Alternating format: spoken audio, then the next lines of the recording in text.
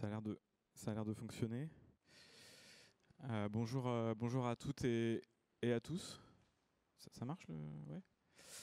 Mais on est vraiment, comme souvent, très content de vous accueillir dans les locaux de Léonard Paris à l'occasion de cette nouvelle conférence du Lab Recherche Environnement. Alors il y a quelques nouveaux visages, donc c'est toujours intéressant de rappeler le Lab Recherche Environnement. On essaye de le faire un peu différemment à chaque fois pour que ceux qui viennent à toutes les conférences découvrent de nouvelles facettes. Mais bon, le Lab Recherche Environnement, c'est un partenariat de recherche entre Vinci et trois grandes écoles d'ingénieurs. Sa particularité, en tout cas une de ses particularités, c'est qu'on est sur un partenariat sur du temps long. Ça fait plus de 15 ans maintenant, presque 17 ans même, qu'on mène des travaux de recherche sur la réduction de l'impact environnemental des infrastructures. En tout, depuis le lancement du lab, on est maintenant, les compteurs montent à chaque fois, à 90 projets de recherche qui ont été lancés sur nos thématiques.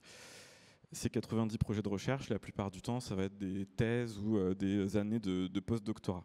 On est sur un format de mécénat scientifique.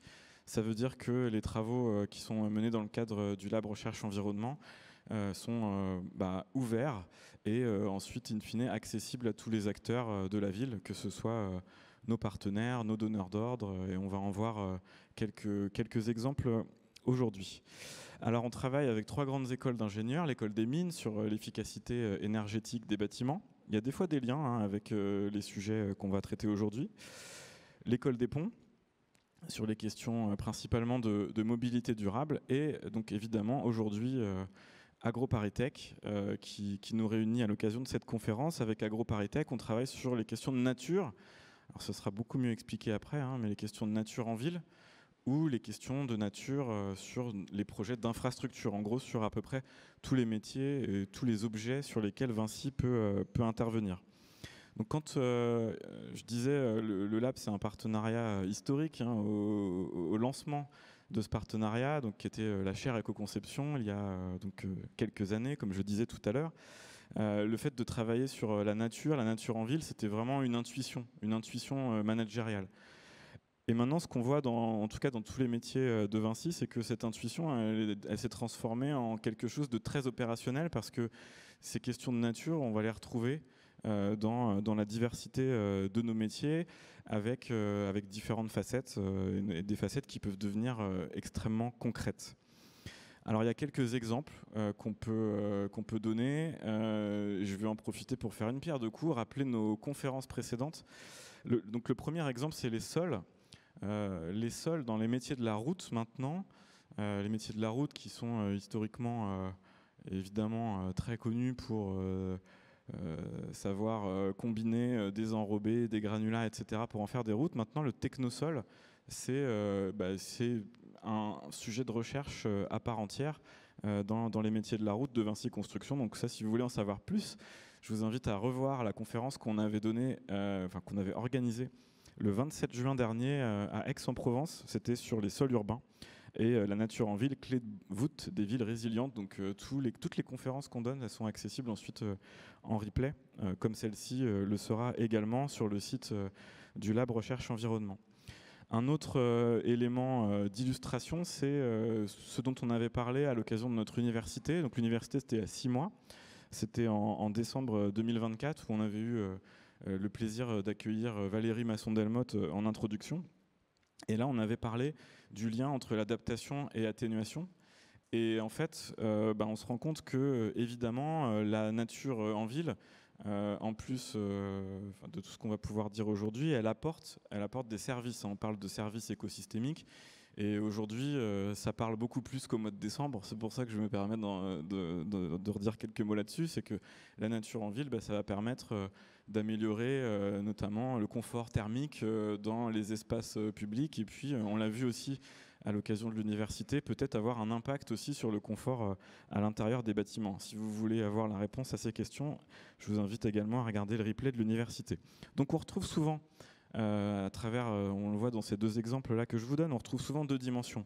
La première dimension, c'est le service rendu par la nature. Il y en a plein, on a parlé d'îlots de chaleur, rétention d'eau, voilà, il y en a beaucoup. Et donc, ces services rendus, finalement, c'est pour ça qu'on a intitulé cette conférence, pourquoi faire plus? Parce qu'on veut évidemment plus de services rendus par la nature. Mais il y a aussi une autre dimension qui est celle des meilleures pratiques dans les manières de faire pour tenir nos promesses, enfin pour tenir les promesses de ces projets dans le temps. Et donc là, on est vraiment sur le comment faire mieux. Alors le comment faire mieux, c'est souvent quelque chose qui résonne, qui fait particulièrement écho avec les entreprises de Vinci. Par exemple, tout à l'heure, je citais les métiers de la route qui maintenant ont développé une offre qui s'appelle Revilo. Dans les bâtiments, il y a par exemple Urbalia qui travaille sur les questions de biodiversité. Et puis sur les projets d'infrastructure, vous allez le voir tout à l'heure avec la présentation de Pierre, on a Ecovivo où on a réussi à assembler tout le savoir-faire qui a été compilé au fil des années par les métiers du terrassement pour arriver à travailler maintenant sur le génie écologique. Donc aujourd'hui, on est dans cette droite lignée. Je tenais à remercier Patrick Stella qui est présent aujourd'hui, avec qui on a composé l'ordre du jour, donc qui représente Agro au comité de pilotage.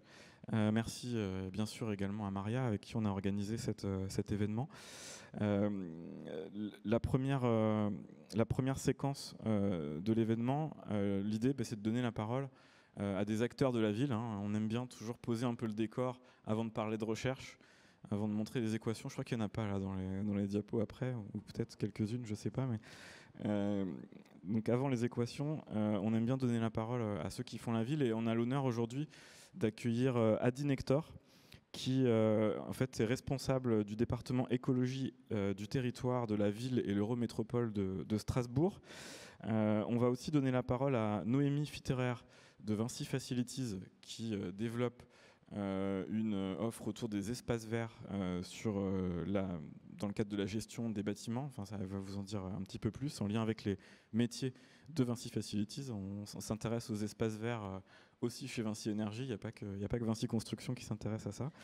Et puis on s'intéresse à ces sujets également dans la promotion immobilière, avec l'exemple qui va nous être donné par Simon Holtgen de Vinci Immobilier, qui travaille sur les questions de renaturation. Donc c'est vraiment en lien avec les démarches qui sont menées par Vinci Immobilier dans le cadre de la démarche zéro artificialisation nette. Donc je vais appeler tout de suite Adine, Noémie et Simon à nous rejoindre, et on va pouvoir du coup commencer cette conférence. Donc moi je vais... Donc Adine, c'est vous qui commencez. Je pense que vous pouvez prendre celui-là. Donc celui qui parle, il se met ici. Table ronde là. Alors le principe... Le principe, c'est qu'on va les laisser présenter tous les trois. Et à l'issue de leur présentation, on aura un temps de questions-réponses. Donc c'est toujours la première question qui est la plus compliquée. Donc n'hésitez pas à la préparer. Moi, j'en aurai peut-être une, mais c'est toujours aussi intéressant d'avoir des moments d'échange dans ces présentations-là. Voilà, il faut aller devant.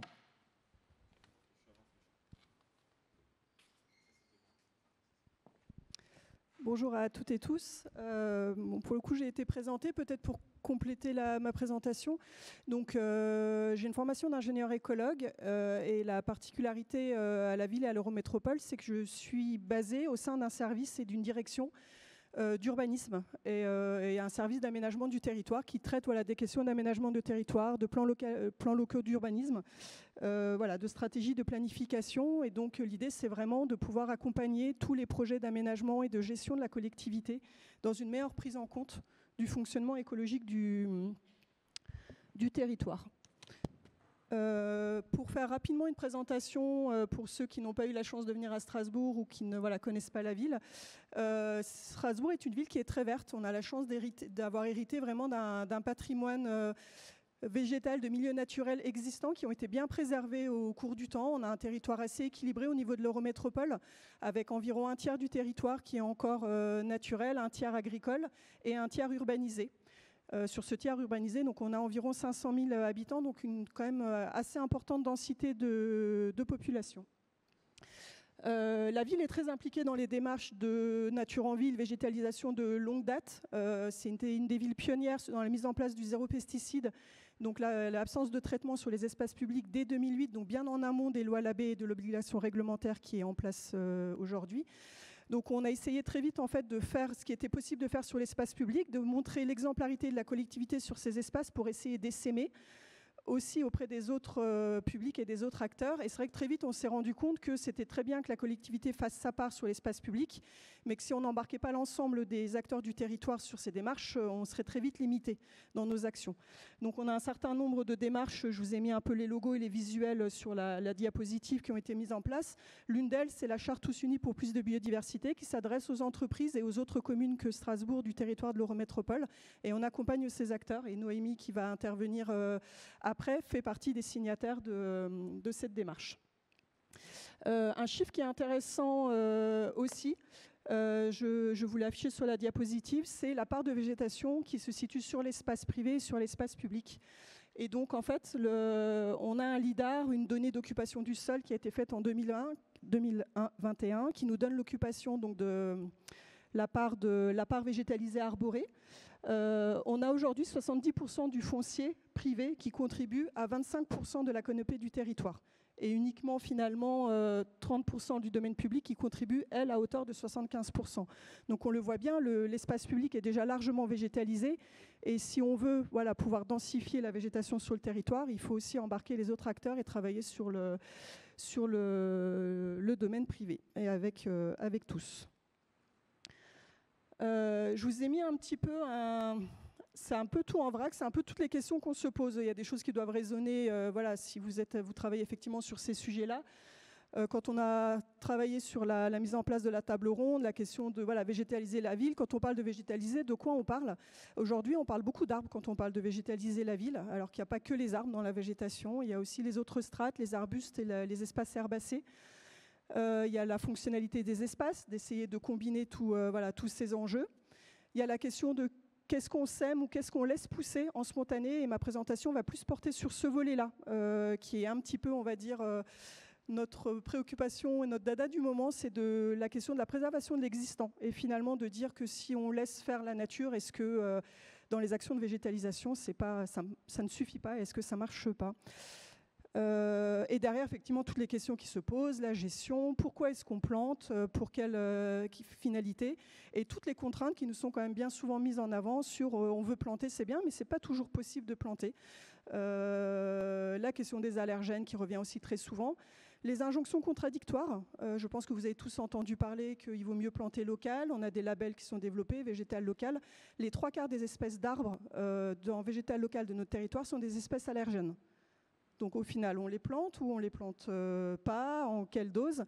La question du changement climatique, on a beau être dans le nord de la France, on a un climat continental assez sévère, donc on a des étés qui se chauffent très fortement, et donc il faut aussi qu'on réfléchisse à planter des essences qui résistent à ce changement climatique. Donc voilà, je vais plus centrer ma présentation, mon retour d'expérience sur cette question de l'existant, avec malheureusement un petit peu le constat avec ma casquette et finalement les collègues et les personnes que je côtoie un peu au quotidien qui sont plus profil aménageurs, architectes et autres. Donc je blâme personne, mais on voit qu'il y a quand même une habitude qui a été prise effectivement dans le cadre des projets d'aménagement et autres, quand on parle d'aménager un espace, on prend l'emprise de la parcelle. Et en fait, on a le périmètre et souvent, on a un gros blanc. Et après, on se pose la question de qu'est-ce qu'on y met. Et souvent, on ne regarde pas en fait qu'est-ce qu'il y avait déjà sur les espaces. Chaque espace a sa particularité. On a déjà de la végétation qui est souvent d'ailleurs présente sur les sites. Et donc, avant de se poser la question de quoi faire, peut-être se poser la question de qu'est-ce qu'on a et qu'est-ce qu'on pourrait garder. Le premier projet que je proposais de vous présenter, c'est un projet d'école. C'est notre première école qu'on a intitulée École Nature, qui a ouvert cette année, en septembre. Une école qui s'implante le long d'un petit cours d'eau, un mulbar, le long d'une ripisylve. Et donc, très vite, quand on a commencé à travailler sur ce projet, on s'est dit, c'est très bien, on veut faire une école nature. On a, comme la plupart des collectivités, des démarches aujourd'hui de cours d'école oasis, de déminéralisation, revégétalisation. Et là, on s'est dit, vraiment, ce qu'on va essayer de faire dans le cadre d'une nouvelle école, c'est dès le départ, en fait, de faire les choses bien et de ne pas avoir à réintervenir dans cette cour d'école peut-être dans 5 ans et 10 ans. Et donc là, cette école qui en plus avait une vocation d'être une école plus nature et ouverte sur l'extérieur, on s'est dit on ne va pas faire un projet hors sol et on va vraiment essayer de travailler le site, le projet avec l'existant. On est le long d'un cours d'eau, on a une ripisylve qui est déjà présente, et pour le coup, tout le projet s'est construit autour de cette ripisylve. Et de dire que finalement, il fallait mettre en place un gradient du cours d'eau et de la ripisylve jusqu'au bâtiment, avec voilà, bien sûr plus de végétation le long de la ripisylve, et bien sûr une certaine minéralité et des espaces un peu plus libres pour les enfants au plus près des bâtiments. Le fait d'avoir ce fil conducteur en fait, a donné de la cohérence à l'ensemble du projet et a permis de garder en fait, la logique tout au long des étapes. Et le constat aujourd'hui, c'est que finalement, d'avoir effectivement plus travaillé en étudiant le site, ses particularités, qu'est-ce qui pousse aujourd'hui, son lien avec aussi le territoire et autres, en fait a permis d'avoir un site avec une vraie singularité, une école qui n'est pas comme les autres, une école qui a une vraie, des espaces extérieurs qui sont magnifiques, propres au site et avec une vraie fonctionnalité et une vraie résilience en fait, de ces espaces libres. Un autre petit sujet dont je voulais vous parler, je pense que c'est pareil, c'est un sujet qui vous parle, les microforêts, méthode Miyawaki ou quelle que soit la méthode. On a énormément de projets de participation citoyenne, des projets voilà, déposés par les habitants, et ces projets de microforêts nous sont énormément demandés. On s'est posé la question avec les collègues des espaces verts, donc sur le volet plus opérationnel, de la mise en place en fait, d'une microforêt, mais avec une technique un peu particulière. Donc c'est un petit peu un test, mais donc on a implanté une microforêt sur un ancien espace où on avait des jardins familiaux qui ont été, où on a dû déloger les jardiniers du fait de problématiques de pollution des sols.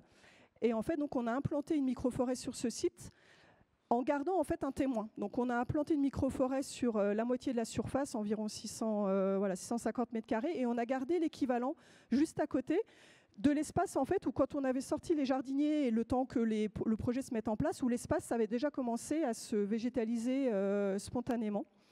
Et on fait aujourd'hui un suivi de ce site entre donc le carré jaune qui est l'espace qui a été préservé et le carré vert qui est l'espace qui a été à la méthode voilà, Miyawaki planté avec une très forte densité de plants. Le constat sur du très court terme, donc on est aujourd'hui à N-3 de la plantation, c'est que l'espace qui a été préservé et où la végétation a été laissée évoluer spontanément est pour l'instant encore bien plus riche que l'espace qui a été planté. Donc la question c'est bien sûr comment vont évoluer ces deux espaces et est-ce qu'à un moment donné le nouvel espace sera aussi intéressant ou plus intéressant, notamment pour la biodiversité. En tout cas, là on le voit à court terme. Avoir laissé un espace en spontané était beaucoup plus intéressant pour les espèces environnantes présentes. Je voulais vous faire aussi un retour. On a pas mal de travaux partenariaux parce que c'est des sujets quand même très exploratoires. On se pose voilà, beaucoup de questions. Je vous ai dit sur l'action de la végétation, on parle beaucoup des arbres et on se pose vraiment beaucoup de questions sur les espaces aussi herbacés. On le voit aujourd'hui, dès qu'on parle bilan carbone, tout le monde veut planter des arbres. Or, un sol qui fonctionne bien et un espace herbacé et une bonne prairie bien fonctionnelle peut stocker autant de carbone que d'arbres. Et les milieux prairiaux sont des milieux qui sont, voilà, on ne va pas les comparer, mais tout aussi intéressants et pour d'autres espèces qui sont inféodées à ces espaces-là. Donc il est vraiment important aussi d'essayer de les préserver. On a ce projet partenarial avec l'Université de Strasbourg depuis 5 ans maintenant, avec un observatoire de 60 sites herbacés qui sont suivis sur le territoire. Donc on a des espaces vraiment de pelouse urbaine très fortement gérés et avec de forts usages, et des espaces plus prairiaux agricoles.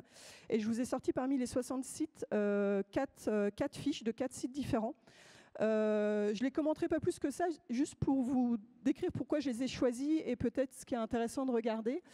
Le site à gauche, c'est le site le plus pauvre de l'observatoire d'un point de vue floristique, sur les inventaires floristiques.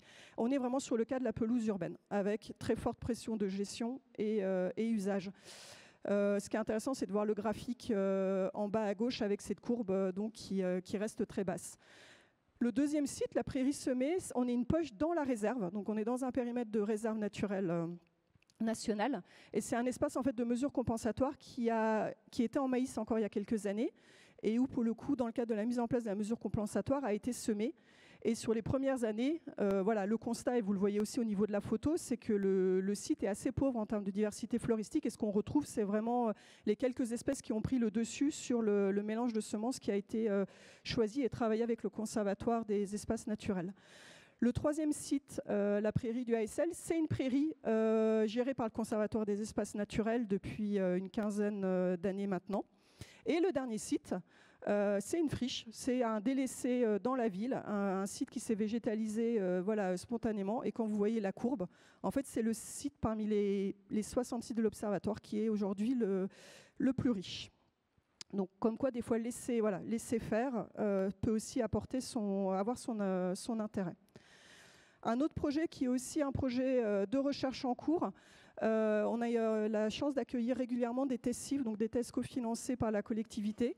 Donc c'est la thèse CIF Perméa-Sol. Et Lisa Lemoller, qui est en thèse à nos côtés, travaille sur l'étude de la trajectoire d'un sol désimperméabilisé. Donc je ne vais pas vous parler de la question des sols aujourd'hui parce que voilà, ça a été dit, ça a déjà fait l'objet d'une précédente conférence. Par contre, vous parlez du volet végétalisation de ces sites. Le choix qui a été fait dans ce projet, c'est de déminéraliser, enlever la couche d'enrobé, et c'est tout, en fait, de ne pas être plus interventionniste. On a laissé les fonds de forme, les matériaux dessous, et l'idée, c'est de voir comment le sol reprend ses fonctions et comment la végétation, notamment, pousse. Et le constat, c'est pareil, on ne savait pas trop à quoi s'attendre, mais voilà, moins de 2 ans après les déminéralisations, les espèces apparaissent, les plantes commencent à pousser. Ce que vous voyez au milieu, c'est 3 vues prises par drone qui nous permettent aussi un suivi de la végétation par cette technique-là. Et là, on le voit sur un site en l'espace de quelques mois. Voilà, le site est aujourd'hui quasiment entièrement végétalisé sans être pour autant intervenu. Ce qu'on constate dans ces projets, c'est que l'environnement immédiat des sites est très important. Et vous le voyez en haut à droite. Donc sur ce site, en fait, qu'on a uniquement décaissé, le fait d'être sur un site en fait à proximité immédiate d'un cours d'eau et d'une ripisylve abondante qui a été préservée, en fait, on a les espèces qui alimentent voilà, naturellement le site. Ce qu'on constate à l'opposé, c'est que sur des espaces de parking situés plus en milieu urbain, avec un environnement qui est plus artificialisé, moins végétalisé, forcément, les banques de graines et la possibilité d'alimentation voilà, naturellement des sites est un petit peu plus compliquée. Voilà, donc je vais m'arrêter là pour ma présentation. L'idée, c'était vraiment de vous amener aujourd'hui sur la question de cette préservation de l'existant, du laisser-faire. Et est-ce que finalement, aujourd'hui, ce n'est pas aussi une solution qui peut répondre à notre problématique de comment végétaliser et végétaliser mieux les villes. Merci.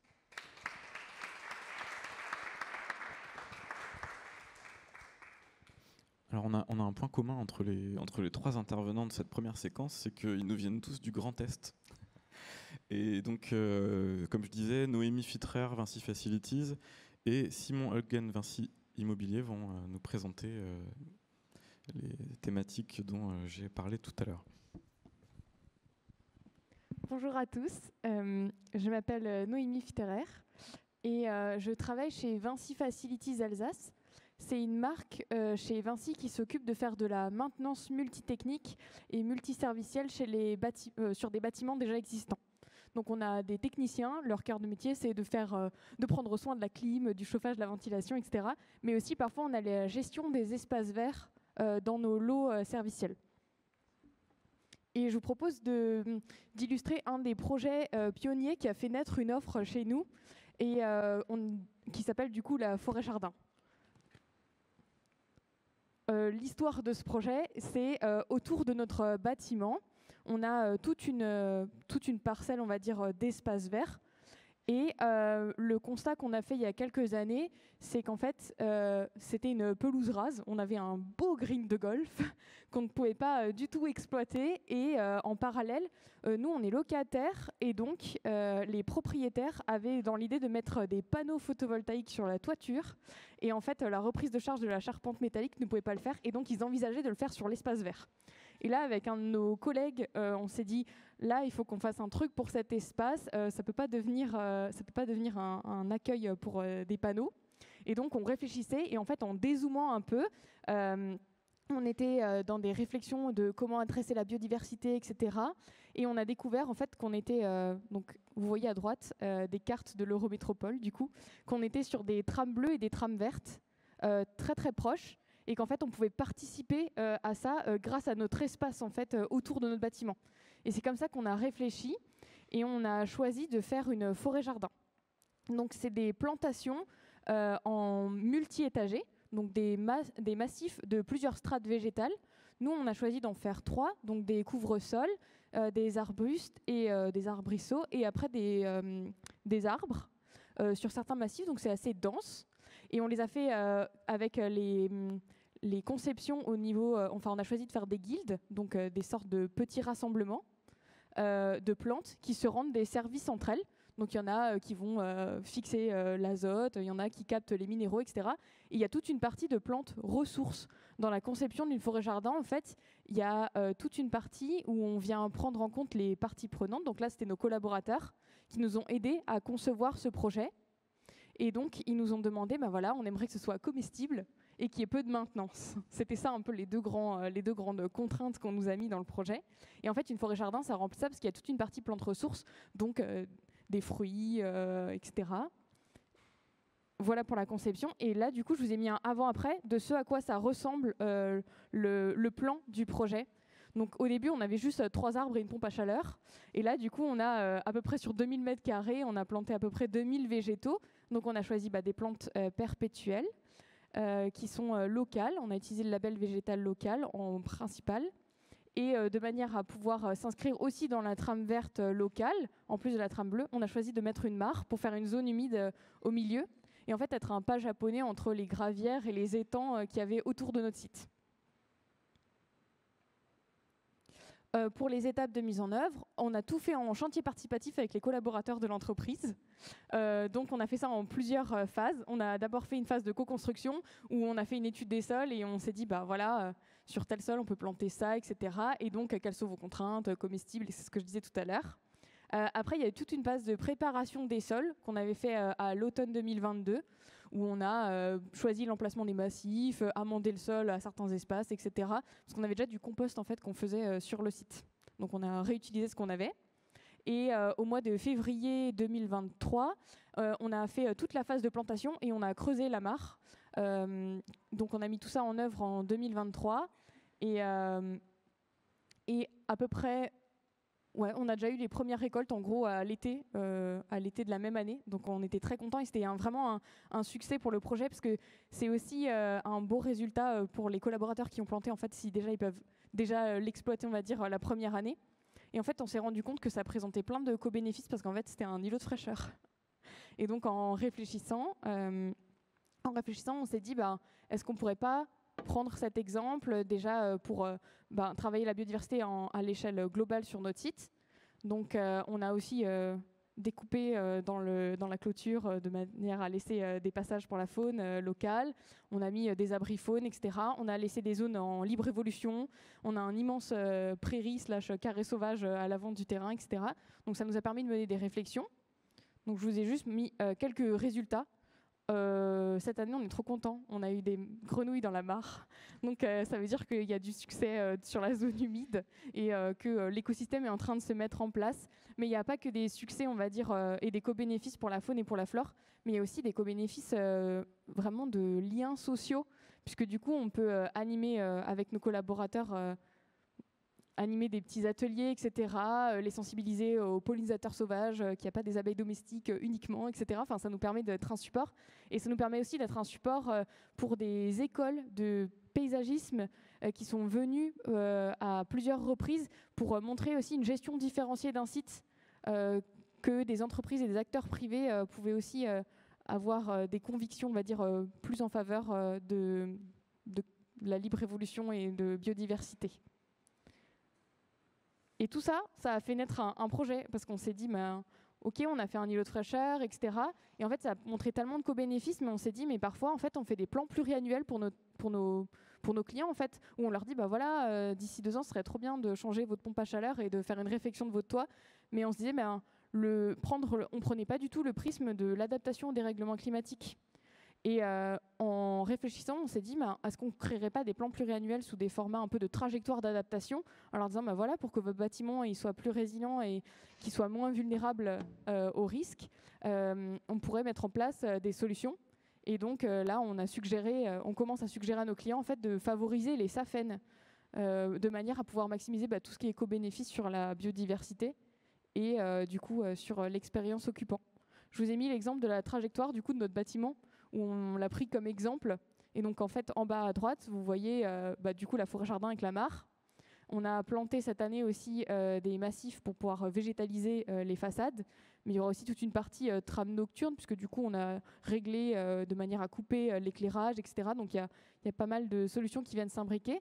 Et ça, c'est un projet que du coup, on développe aussi chez Léonard et qu'on propose à nos clients. Ce qui nous permet, la semaine dernière, j'ai proposé du coup une forêt-jardin chez un client industriel. Donc, on va désartificialiser un morceau du site pour mettre une forêt-jardin à la place. Donc, il n'y a pas que les forêts-jardins comme Safen, évidemment, mais c'est un des exemples que j'ai choisi de vous partager aujourd'hui.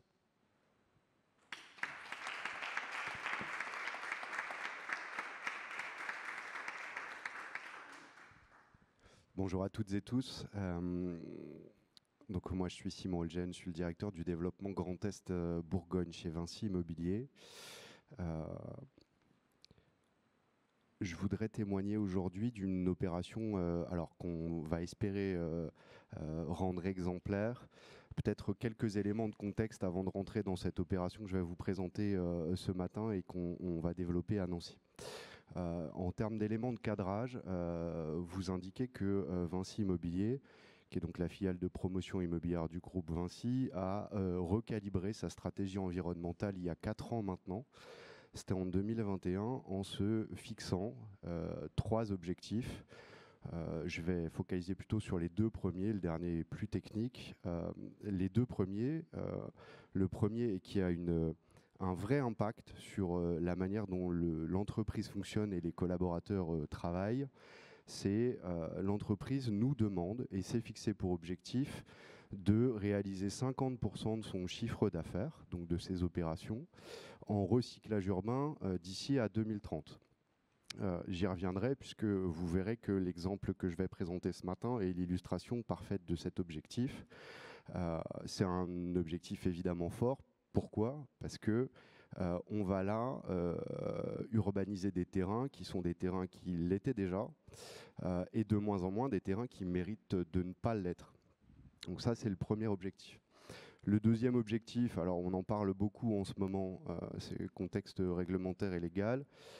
Deuxième objectif, c'est d'atteindre le zéro artificialisation nette d'ici à 2030, soit a priori 20 ans avant la contrainte réglementaire légale qui s'imposera à nous. Et le troisième objectif, c'est un objectif plutôt qui porte sur les considérations énergétiques et environnementales de nos bâtiments sur les aspects carbone. Je vais rester simplement sur les 2 premiers objectifs parce qu'ils me semblent être plus conformes au thème de la conférence de ce matin.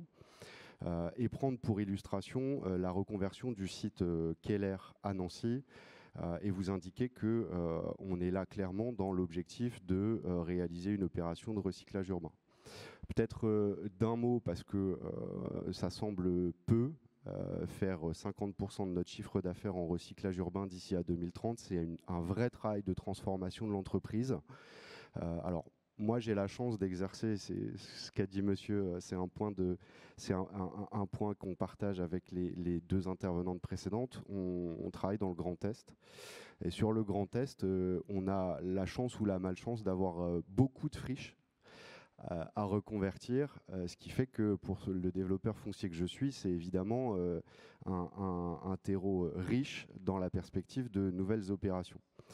Sur le territoire Grand Est et la Bourgogne, on réalise déjà plus de 85% de nos opérations en recyclage urbain, ce qui veut dire que à peu près 9 opérations sur 10 menées par les équipes Vinci Immobilier sur le territoire Grand Est Bourgogne sont des opérations comme celle que je vais vous présenter ce matin. Le site Keller, pourquoi je l'ai sélectionné ce matin? Parce que il dit beaucoup de choses de ce qu'est la transformation interne de notre entreprise. Je disais à une journaliste avant que la conférence ne commence que c'est d'abord fabriquer la ville, c'est d'abord une affaire de femmes et d'hommes. Et il se trouve que il y a encore quelques temps, plusieurs décennies, quand on s'apprêtait à transformer un terrain de cette échelle-là, le terrain de Nancy fait plus d'1 hectare. À l'échelle de la ville, c'est considérable. Nancy, quelques repères, c'est 110 000 habitants. C'est un territoire qui fait 1500 hectares, donc vous voyez que quand on transforme 1 hectare, c'est beaucoup. Je disais, dans la manière dont on compose nos équipes, il y a déjà là une forme de transformation de notre travail, puisque avant que la stratégie environnementale ne soit posée, on était obnubilé par les considérations d'architecture, peut-être un petit peu moins de nature. Je rappelle que Vinci Immobilier, son métier, c'est de fabriquer des logements pour y loger des gens. Aujourd'hui, pour être un peu caricatural, je dirais que oui, on loge des gens dans les meilleures conditions. Et les meilleures conditions comprennent également les considérations environnementales et de nature. Je reviens au site de Nancy. On est situé au nord de la ville, sur le quartier des Trois Maisons, qui est un ancien faubourg maraîcher de la ville, qui s'est urbanisé de manière un peu hétéroclite. Et le terrain en question est un terrain qui est occupé encore aujourd'hui par une futurex marbrerie et par des garages en batterie. On le voit bien dans c'est le périmètre qui est entouré par le petit encadré rouge, par une batterie de 250 garages qui se sont réalisés, je pense, avec ou sans autorisation, mais en l'occurrence, on voit que l'état du site aujourd'hui est un site qui est très bâti, très artificialisé, très imperméabilisé. Pour traiter ce dossier, on a constitué une équipe qui est non seulement... Alors, évidemment, Vinci Immobilier va assurer la maîtrise d'ouvrage de cette opération. On a réuni tout de suite 2 partenaires. Un partenaire sur le volet évidemment architectural, en l'occurrence c'est BLP RRC qui est un architecte, une agence d'architectes rémoise, mais surtout, et c'est l'objet notamment de la conférence de ce matin, par un paysagiste, parce que sur ces sujets-là, évidemment, il y a des professionnels qualifiés auxquels il faut faire appel. Et c'est là aussi la transformation un peu de pratique de l'entreprise, c'est que d'emblée, alors même qu'on en est à réfléchir sur ce qu'on va faire, sur les projets qu'on compte réaliser, on s'épaule des professionnels sur ces questions. Et en l'occurrence, le paysagiste que nous avons retenu sur cette opération, c'est une agence qui s'appelle Acte de Paysage et qui est basée à Aubernais, avec laquelle on a déjà collaboré. Bon, ce que vous voyez à l'écran, c'est la situation actuelle sur la partie gauche de la diapositive.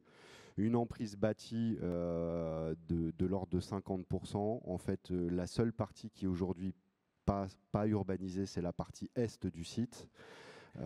Et vous verrez que dans le déroulé, ça fera écho à ce que disait Adine tout à l'heure. C'est une partie du site sur laquelle on va essayer d'urbaniser le moins possible pour laisser faire et faire en sorte de préserver ce qui est déjà là. Et dans la perspective de l'opération que nous allons réaliser, où on voyait sur la partie droite, on va donc construire 2 bâtiments de logement collectif qui va finalement améliorer la situation en termes d'emprise bâtie de l'ordre d'une vingtaine de %.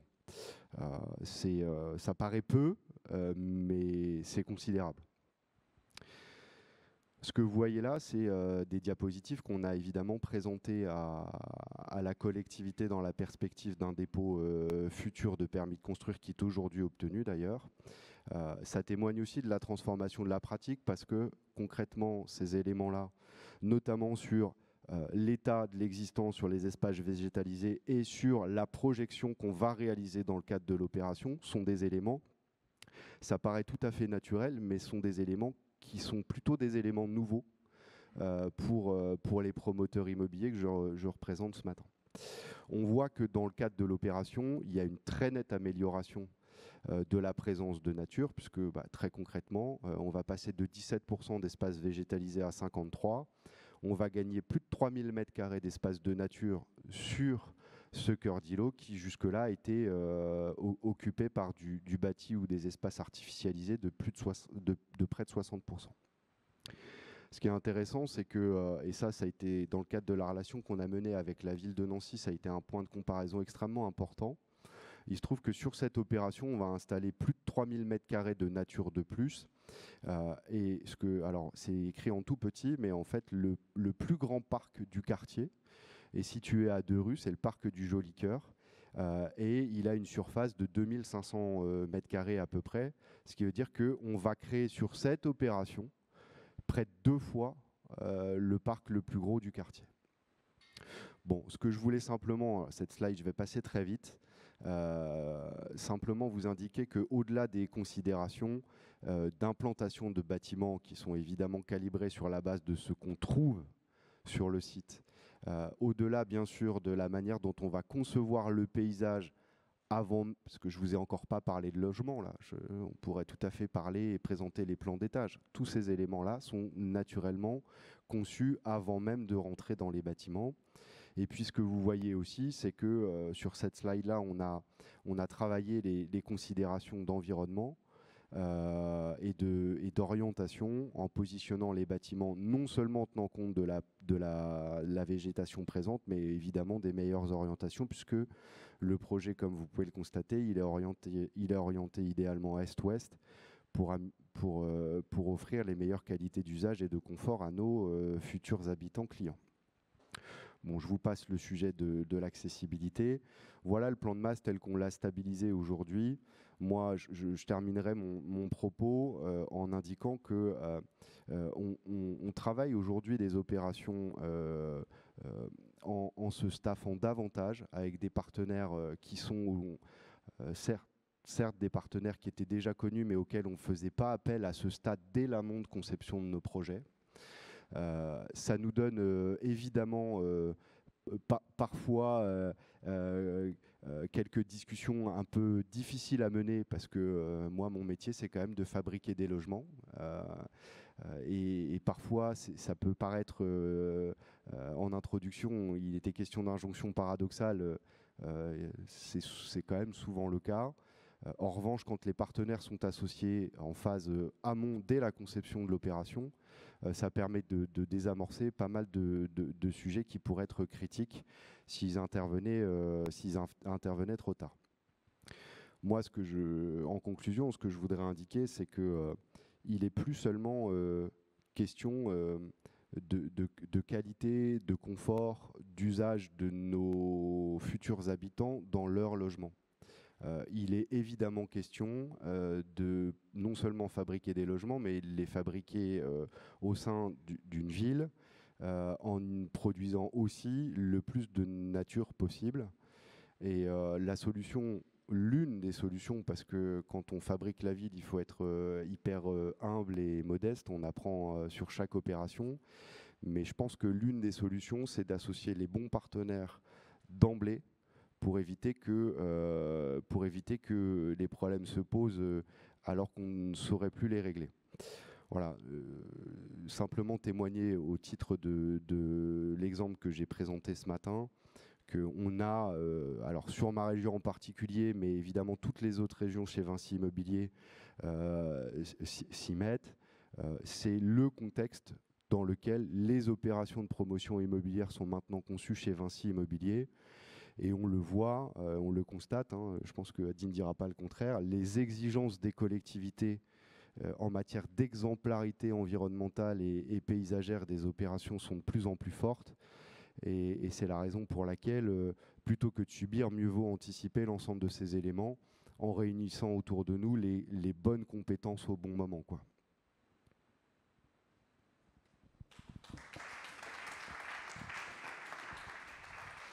Merci. Merci beaucoup pour ces 3 présentations. Vraiment, ce que je constate, c'est que les 3 présentations, à chaque fois, on est vraiment dans le concret sur ces sujets-là. Il n'y a pas beaucoup de théorie, énormément de pratique. C'est vraiment hyper enrichissant. Est-ce qu'il y a des questions dans la salle ? Alors, la petite règle avant de poser la question, je vous propose de vous présenter. Oui, bonjour, donc je suis Emmanuelle Baudry, je présenterai d'ailleurs avec Quentin Haenel dans 2 minutes. J'ai trouvé vos présentations absolument passionnantes. Tous les exemples là dans vos régions sont vraiment super intéressants. J'avais une première question toute bête. Un des points, pour Adine, un des points que vous avez mentionné plusieurs fois, c'est qu'on a tendance en fait, qu'on a eu tendance peut-être par le passé à défaire, à remettre à nu, j'imagine, puis après à refaire. Et je me demandais si vous auriez pu dire un petit peu quels étaient ce type de pratiques-là, à quoi ça correspond. C'est effectivement ça, Voilà, si vous pouviez détailler un peu ça, peut-être. C'est vrai que souvent, la pratique, souvent, on pourrait prendre l'exemple voilà, du visuel qu'on a à l'écran, de dire, voilà, on a un projet, effectivement, on va réhabiliter ce secteur-là. On prend ce périmètre rouge, on considère qu'on va raser, là, dans le cas de ce site, on a beaucoup de bâtiments, l'ensemble des bâtiments, et on va venir implanter voilà, notre opération dessus en prenant en compte les contraintes en général qui sont notamment dictées par les plans locaux d'urbanisme. Donc on va venir après implanter les bâtiments au plus près de la limite, mais voilà, dans le cas de ce qui est autorisé, et vraiment en partant d'une feuille blanche. Et souvent, c'est vrai que c'est agréable de voir effectivement sur le plan où on voyait l'existant et les bâtiments, de voir à un moment donné qu'était identifiée une zone verte, qui était une zone non bâtie, et donc un espace qui avait peut-être, alors je ne sais pas quelle est l'occupation du sol, parce que pour le coup c'était que des schémas, mais peut-être un sol fonctionnel et un espace voilà, qui fonctionne. Souvent, s'il y avait des arbres sur les parcelles, les arbres n'étaient pas considérés. La topo non plus. Et souvent, on a des problématiques avec la topographie, plus que finalement avec d'autres sujets. C'est où voilà, les personnes qui conçoivent les projets viennent implanter les bâtiments. On le voit, on a du parking souterrain, donc on a des problématiques de rampes et autres à régler. Et en fait, on réfléchit le projet au mieux pour répondre à ces problématiques qui sont complexes, de créer les cheminements, les accès. On ne regarde pas la topo. Et souvent, on avait des projets qui atterrissaient sur des sites et où derrière, mince, il fallait finalement... des fois, il y avait des espaces qui étaient préservés, mais il fallait décaisser sur 2 mètres pour rattraper le niveau de la rue, rattraper le niveau du fond de la parcelle. Et décaisser sur 2 mètres, c'est enlever aussi la végétation qui est dessus. Toujours en nous disant, bien sûr, vous inquiétez pas, voilà, on enlève et puis derrière, on va tout retaluter, tout refaire avec ces questions de rampe, d'accès, tout ça et autres. Voilà, on veut faire des raies de jardin dans le cadre d'une opération, par exemple, de logement. Et après, voilà, l'idée, c'est d'avoir cette feuille blanche. Et c'est vrai que ce qu'on voit aujourd'hui, c'est sur les projets où on arrive à faire prendre conscience qu'aucun site n'est... C'est très très rare, est complètement nu. Il y a toujours des choses qui se passent déjà. Il y a des arbres au présent. Si les arbres sont en bon état, alors oui, il faut regarder si les arbres sont en bon état sanitaire, s'ils sont peut-être pas voilà, des espèces exotiques sur lesquelles on se pose quand même aussi des questions, de voir si on peut les garder. Des fois, l'arbre, malheureusement, ou les 3 arbres du terrain, ils sont pile là sous l'emprise du bâtiment B. Et c'est vrai que dans la logique, il faudrait le garder, mais si on garde les arbres, on est tous d'accord, ne rien faire du tout sur le site. Donc c'est un jeu de compromis aussi, de ne pas forcément tout garder, mais de garder ce qui est intéressant et voilà, d'articuler tout ça. Et pour faire ça, effectivement, comme ça a été très justement dit, il faut que les personnes avec ces compétences-là, cette expertise-là soient présentes dès le départ, qu'il y ait les bons diagnostics dès le départ. Un paysagiste, dans le cas où il y a des sensibilités plus fortes, même un écologue qui va pouvoir venir compléter, parce que les paysagistes, c'est une partie des compétences, mais c'est pas tout. Pour la question des habitats et des espèces, c'est quand même encore un domaine qui est spécifique, même si les formations de paysagistes évoluent en ce sens-là.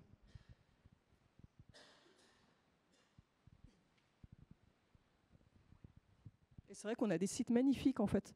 Les projets où on a réussi à garder les choses existantes, en fait, on part déjà avec des fois 5 ans, 10 ans, 20 ans, ou même si on garde des platanes centenaires avec de la végétation qui a 100 ans d'avance sur le projet. Et derrière, on a des projets qu'on a l'impression qui ont beau être neufs, qu'on a l'impression qu'ils sont là depuis toujours, avec voilà, tous les bienfaits de ces espaces-là. Oui, bonjour, je suis Maya David, je suis professeure à AgroParisTech et chercheuse à l'INRAE en économie de l'environnement. J'ai aussi beaucoup apprécié les 3 présentations et je voulais rebondir un peu là-dessus par rapport à la présentation d'Adine et sur l'importance de laisser faire la nature, de la végétation spontanée. Donc je suis tout à fait d'accord que c'est sûrement la meilleure façon de faire, que c'est plus riche, que c'est plus rapide. Néanmoins, je trouvais qu'il manquait un élément au débat que j'aurais voulu qu'on discute. C'est la question de la perception par les habitants et de l'acceptabilité et aussi de la partie esthétique et aussi du fait de pouvoir fréquenter les sites pour créer du lien social, aussi pour le bien-être mental, pour la pédagogie, etc. Et du coup, forcément, une friche, ça peut être moins bien perçu parfois par les résidents. Et je trouve que cet aspect, par exemple, dans le projet Evolville que vous avez évoqué, c'était assez intéressant. Il y avait des indicateurs en bas qui montraient l'intérêt pour la biodiversité, etc. Il y avait des sortes de toiles d'araignée, la radar charts. Je me demandais s'il y avait des critères en lien avec la perception des habitants et l'acceptabilité qui étaient pris en compte pour évaluer, pour comparer une friche à d'autres modes de végétalisation. Alors c'est vrai que j'ai pas évoqué tous les sujets pour essayer de rester concis. Dans le projet Evolville, on n'a pas le volet effectivement en tant que tel sociaux qui est intégré. Par contre, on a les retours. On est sur une étude avec des gens qui font beaucoup de terrain et qui sont présents sur les sites et qui, même si c'est pas dans le cadre d'une étude en sociologie dédiée, discutent en fait avec les usagers des sites. Il y a quand même un volet usage. Donc il y a effectivement un questionnement de qui pratique les sites, qu'est-ce qu'ils en font derrière, forcément qu'est-ce qu'ils en pensent aussi. Sur le cas de la friche, qui est donc le site le plus riche floristiquement, on est en fait juste à côté d'une zone de résidentialisation de personnes, des gens du voyage, attenantes au site. Et en fait, ces gens qui ont des petites parcelles avec leur maison et leur caravane, en fait, vont dans cet espace de friche. Il y a même un endroit où ils avaient une année mis une piscine pendant une petite piscine gonflable pendant l'été. Et pour le coup, les chercheurs ont discuté avec ces gens-là. Et donc les gens effectivement ont déjà se posaient la question de qu'est-ce que vous faites là, effectivement sur ce site où il n'y a rien à voir, c'est pas intéressant. Ce site qui est délaissé effectivement par la collectivité qui n'investit pas de moyens, des fois dans certains quartiers, considéré comme n'investissant pas de moyens dans des quartiers par exemple prioritaires. Et le retour de ces discussions qui se font maintenant depuis quelques années, les gens en fait reviennent tous les ans quand ils voient les chercheurs venir, ils sortent pour parler avec eux. Les chercheurs en profitent pour faire de la pédagogie, expliquer ce qu'ils voient. Et le regard en fait des gens aussi sur le site a complètement changé et ils ont compris qu'effectivement un site, la question de la beauté c'est subjectif et ça peut être considéré pas beau, mais ça rend des services autres. C'est des habitats d'espèces. On parle beaucoup quand on est en ville. On est sur des visions très anthropocentrées. C'est vrai que moi, je me retrouve souvent un peu avec ma casquette dans ma situation avec mes collègues et autres. Je défends la végétation présente, les arbres pour les services rendus pour les habitants, mais je suis aussi là pour rappeler que la végétation, avant tout, c'est pas l'arbre. Oui, ok, c'est un climatiseur, mais il a une vocation première, c'est juste d'être un arbre, du végétal, du vivant, d'être un habitat d'espèces. Si on veut des écureuils en ville, on en a. Il faut leur maison aussi, au même titre qu'on se fait des maisons pour nous, et c'est les arbres. En tout cas, cette question de beauté, c'est subjectif. Pour passer outre effectivement la mauvaise vision des gens, il faut faire de la pédagogie, et ce projet d'Evolville nous permet en fait d'avoir du fait d'avoir un appui avec des scientifiques, donc ça a quand même de la valeur, c'est reconnu, d'avoir des données. Ce que je n'ai pas présenté aujourd'hui parce qu'on était plus sur l'aspect végétation, c'est que cette étude a aussi étudié les sols et aujourd'hui s'élargit aussi à la faune avec la pose d'hôtels à insectes. On a des capteurs qui ont été mis en place pour étudier la luminosité, les conditions météorologiques. On a des inventaires chauves-souris, oiseaux. Et en fait, on a derrière donc, toute une batterie en fait, d'éléments, d'arguments pour expliquer en fait la richesse des sites et montrer comment ce site de friche qui n'est peut-être effectivement pas beau, qui paraît délaissé peut-être, en fait il est délaissé peut-être et pas avec moins d'usage pour nous les humains, mais c'est un habitat et il présente plein d'usages pour toutes les autres espèces. Ouais, je suis tout à fait d'accord et je pense que c'est un champ de recherche pertinent pour justement aider à faire accepter que la nature a le droit d'exister en soi et la rendre compatible avec la vision. Effectivement, la vision de l'esthétisme, c'est subjectif, mais peut-être qu'en faisant de la pédagogie, etc., on peut justement concilier les deux et je pense que c'est vraiment un champ d'analyse qui serait intéressant pour faire avancer les choses. Merci pour votre réponse. J'ai une petite question, je suis désolé, je vous coupe la parole, mais c'est pour Noémie. Je me permets, j'ai le micro, hein, mais on garde la vôtre pour après. Je vous en veux pas. Petite question pour Noémie. Vinci Facilities, historiquement, on est sur de l'exploitation multitechnique de bâtiments, le chaud, le froid et puis tous les sujets très techniques. On imagine que les espaces verts, ça devait déjà être quand même un petit peu traité, mais là, on voit vraiment que tu mets finalement même le sujet CAPEX, OPEX sur les espaces verts. Donc la question c'est comment vous intégrez, enfin c'est peut-être encore très exploratoire, mais comment vous intégrez ou vous comptez intégrer cette compétence-là à vos métiers. Est-ce que finalement ce que vous avez fait c'est le même prix, moins cher, beaucoup plus cher que les panneaux solaires qui étaient envisagés, et puis pareil sur la gestion? faut pas que j'oublie tout ce qu'il y a à dire. Je vais y aller dans l'ordre. Pour l'ajout aux espaces verts, on essaye de former au fur et à mesure nos collaborateurs, mais c'est aussi de la montée en compétences de techniciens qu'il faut qu'ils apprennent à ne pas nous faire un green de golf, etc. Donc il y a toute une partie pédagogie et acculturation de notre équipe en interne. Et du coup, en parallèle, on travaille avec des prestataires qui du coup sont sélectionnés minutieusement, notamment via les... En fait, on est signataire de la charte Tous Unis pour plus de biodiversité de l'Eurométropole, et via cette charte, on a rencontré des prestataires qui sont hyper sensibilisés au sujet. Donc en attendant, on travaille avec des gens qui sont compétents sur le sujet. Et la deuxième question... C'était beaucoup plus cher que des panneaux solaires ou pas? Ben, je ne sais pas si c'est comparable parce que ce n'est pas le même usage. Mais si Bonne jamais réponse. vous voulez un ordre d'idée, c'est totalement transparent. On a fait, j'ai consolidé tout le budget et ça nous est revenu à 22 € du mètre carré. C'est pour vous donner un ordre de grandeur. Et pour les panneaux solaires, j'ai aucune idée du prix au mètre carré, mais ils viendront et ils sont prévus, du coup, plus en toiture ni sur l'espace végétal, ils sont prévus sur le parking. Et du coup, là, j'ai levé le doigt et je leur ai dit peut-être que ce serait bien de récupérer les eaux pluviales de manière à les déconnecter et les infiltrer directement, parce qu'on a une zone où, en fait, là, actuellement, c'est une prairie, on appelle ça le carré sauvage. Et du coup, on se disait ça peut devenir aussi un peu une noue d'infiltration, peut-être pour se déconnecter les eaux pluviales du réseau. Donc, ils vont arriver, mais autrement. Merci. Il y avait une question, pardon, je vous ai coupé. Je vous en prie. Bonjour, Jean-François Foinet, association Plus de Verre d'une grande cité scolaire Paris 9e. Plus de Verre pour désimperméabiliser nos sols et végétaliser les façades, les cours, tout ce qu'on peut.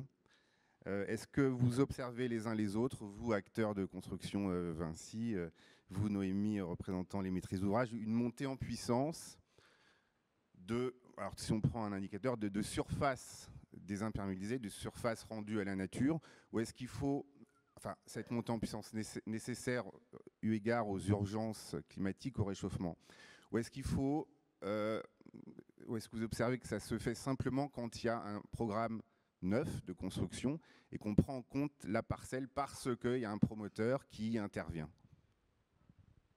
Ce que je constate sur le périmètre régional que je couvre, je vais parler plutôt de ce que j'observe et ce que je connais. Moi, comme je vous l'ai indiqué, je couvre 5 métropoles, Strasbourg, Nancy, Metz, Reims et Dijon. Il y a un mouvement de fond. La prise de conscience, elle est déjà derrière nous. C'est-à-dire qu'on a des collectivités qui clairement s'engagent, en tout cas c'est là plutôt l'avis de citoyens, qui s'engagent plutôt puissamment. Il fallait que nous, le milieu privé, on puisse emboîter le pas et puis qu'on puisse amplifier la démarche. Moi, ce que je constate dans l'ensemble des métropoles que je parcours, d'abord les documents d'urbanisme, parce qu'il est question clairement de planification d'abord. C'est ce que permet et ce que ne permettent pas les plans locaux d'urbanisme. On voit que de plus en plus, comme ça a été d'ailleurs le cas, alors peut-être qu'il y a eu un aspect très communication à cette sortie, mais le plan local d'urbanisme bioclimatique de Paris, il dit bien quelque chose sur l'état d'esprit des collectivités, sur la manière dont on fabrique la ville. Ce que je constate, alors évidemment il y a les éléments de contexte généraux, le règlement, ce que permet le règlement d'urbanisme et ce qu'il ne permet pas, et puis il y a par ailleurs toutes les petites actions qui, mises bout à bout, contribuent, à mon avis, à l'amélioration de la manière dont on vit la ville. Je pense ici à la désimperméabilisation des cours d'école. On en parlait il y a 10 ans, c'était une hérésie. Aujourd'hui, toutes les collectivités le font. Il y a des permis de planter maintenant. Je veux dire, il suffit d'ouvrir ton trottoir, faire pousser sur ta façade. Je prends que deux petits exemples, mais finalement les exemples mis bout à bout font que je pense que ça répond en partie votre question. Moi, ce que je constate dans les opérations que je mène, parce que ça répondra d'ailleurs à la question de votre voisine sur le degré d'acceptabilité, parce que je ne vous cache pas que quand un promoteur arrive dans un quartier, je ne suis pas souvent le bienvenu. Pourquoi j'ai insisté sur la manière dont on constitue nos équipes pour concevoir nos projets? C'est aussi parce que, évidemment, le promoteur immobilier, il véhicule avec lui un certain nombre de légendes urbaines. Moi, ce que je veux vous dire aujourd'hui, c'est que on fait notre métier comme on l'a sans doute jamais fait. On est fiers de nos opérations parce qu'on participe clairement de la renaturation des villes. Et si on se staffe vachement plus avec des professionnels, que ce soit paysagistes, écologues ou spécialistes sur toutes les questions de nature et de biodiversité, c'est aussi pour faire œuvre de pédagogie auprès des habitants qui sont voisins de nos futures opérations. Parce que là encore, un site qui n'est pas occupé, moi typiquement le site là, que je vous ai présenté ce matin, il n'est pas occupé depuis des années. Donc forcément pour les riverains voisins immédiats du site, c'est tranquillité absolue jusque-là. Quand ils vont nous voir débarquer, ils ne vont pas être forcément les plus enthousiastes. En revanche, si on leur explique nos intentions, notamment par l'intermédiaire de nos partenaires, parce que moi, si j'explique ce qui se passe au plan nature, certains me trouveront crédible et d'autres me diront « je ne suis pas un spécialiste ». Je ne suis pas un spécialiste, c'est pour ça que je fais appel à un spécialiste.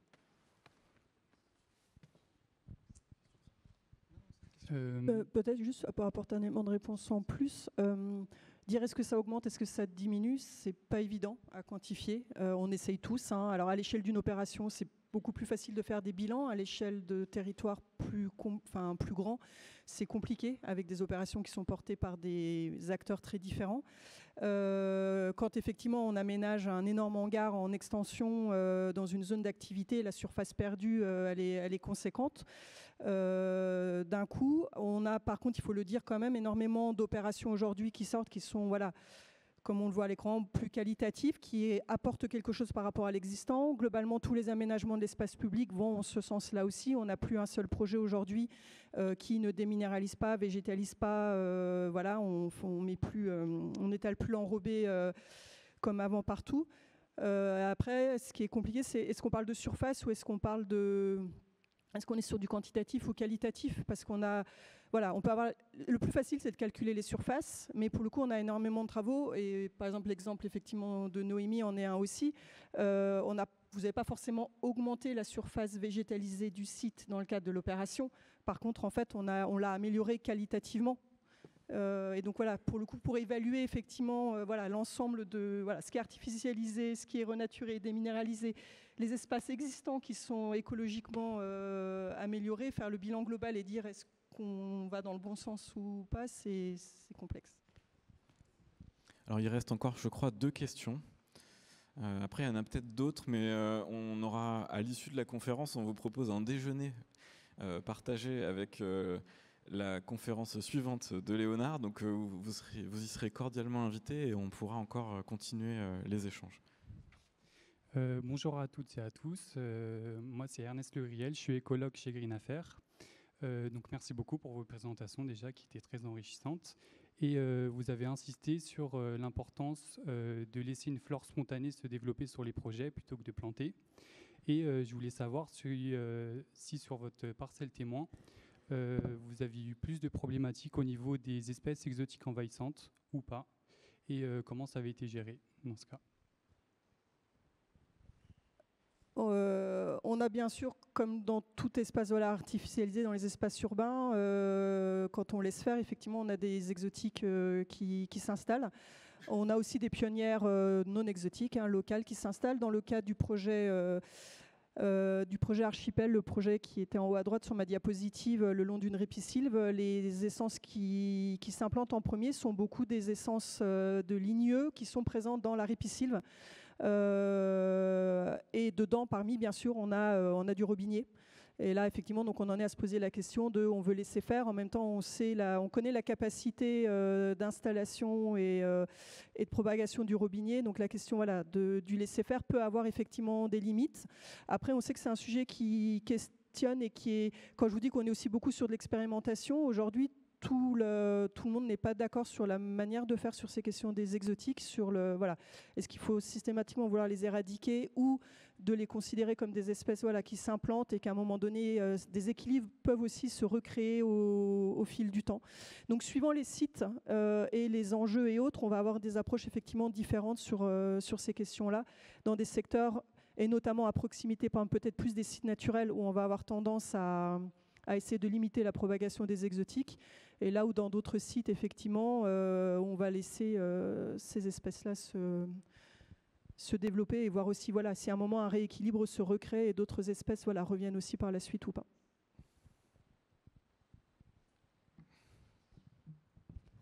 Bonjour à tous. Alors Patrick Stella, enseignant-chercheur à AgroParisTech. J'ai cru comprendre qu'il y en avait beaucoup dans la salle. Alors moi j'ai une question qui s'adresse plutôt aux opérationnels de chez Vinci.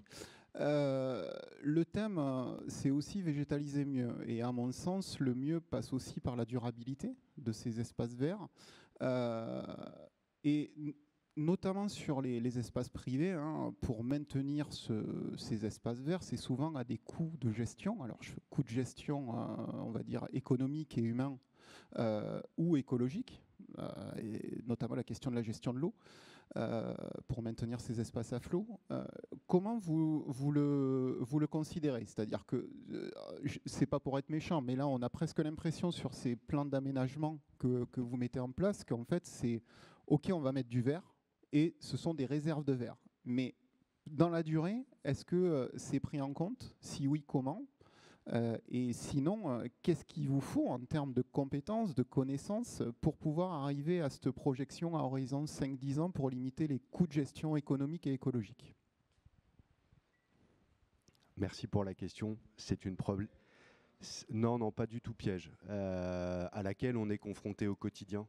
Me faire un peu provoque, mais tout le monde veut de la nature, mais personne ne veut l'entretenir.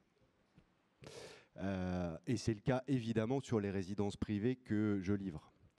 Il y a plusieurs cas de figure. Le cas de figure, je dirais, très typique, c'est le plan de masse que vous avez à l'écran, qui va finalement devenir un parc privé de copropriété, que la collectivité, évidemment, nous demande d'ouvrir au large sur le quartier.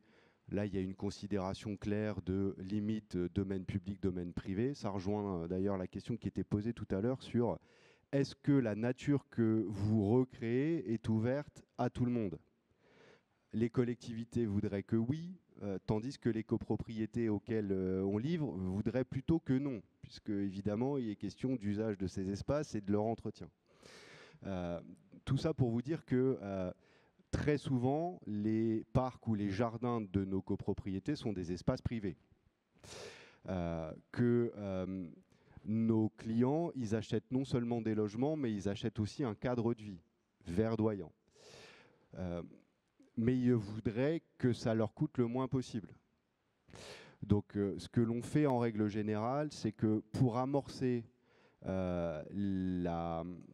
disons le bon développement du plan paysager qu'on réalise sur la base des conseils et de la mise en pratique de nos paysagistes, c'est que on prend en charge un premier contrat de gestion qui dure un nombre d'années X, très souvent c'est de l'ordre de 3 à 5 ans, pour que la nature s'installe comme on entend qu'elle s'installe, et ensuite il relève de la copropriété de s'en emparer.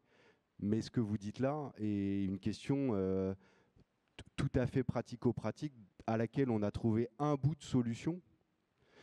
Mais disons que le reste et le principal de la solution porte ensuite sur comment la copropriété va s'en emparer.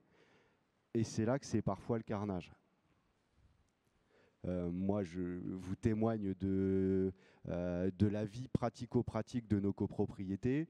Il s'avère que parfois, vous voyez bien que sur les aspects périphériques où on espère planter des arbres de haute tige de sorte à pouvoir préserver les vis-à-vis et aussi que les arbres aient le développement le plus optimal.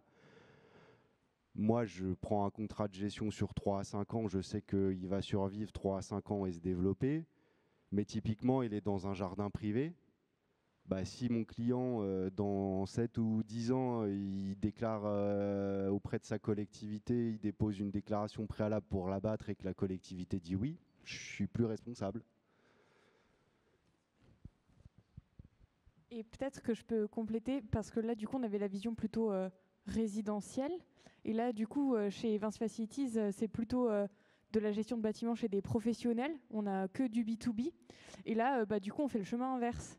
C'est-à-dire que quand on a le lot en maintenance, sur le long terme des espaces verts, par exemple, on lui dit, voilà, monsieur le client, ça serait vraiment chouette de faire ça, ça, ça. Et en fait, on leur demande... de toute façon, quand on répond à l'appel d'offres, en fait, on sait le montant qu'ils veulent allouer à chaque lot, en fait.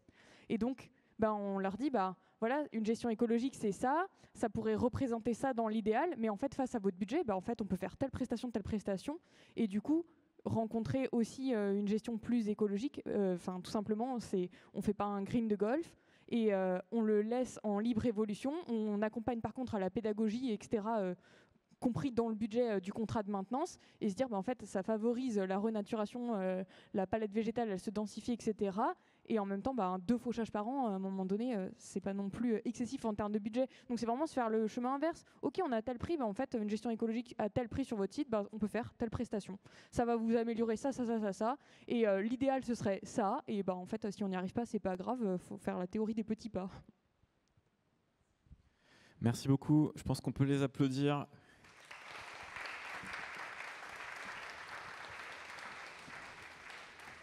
On va maintenant passer aux présentations d'AgroParisTech. Donc j'appelle sur scène Emmanuel Baudry, Anaël Mayer et Quentin Dutertre.